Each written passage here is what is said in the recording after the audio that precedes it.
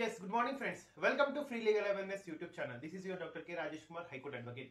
And I am congratulating to all the Group 1, Group 2 aspirants in the state of Telangana. ఎందుకంటే మనం చూస్తున్నాం group 1 లో 503 పోస్టులు ఉన్నప్పుడు దాదాపు above half of the post అంటే nearly about 280 post are reserved for women.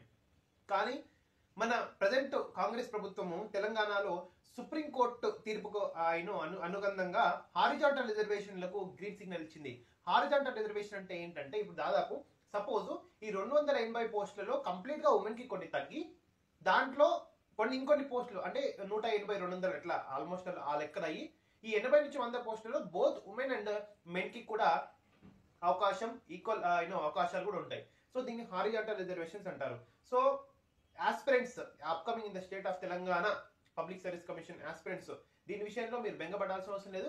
Supreme court అనుగుణంగా supreme court GO directions అనుగుణంగా స్టేట్ గవర్నమెంట్ ఆల్రెడీ ఏపీలో జియో ఇచ్చి హారిజాంటల్ రిజర్వేషన్లకి గ్రీన్ సిగ్నల్ ఏపీ గవర్నమెంట్ ఇచ్చింది. తెలంగాణలో కూడా ఇదే విధంగా వర్తింపజేస్తుంది. And all the best to all the aspirants.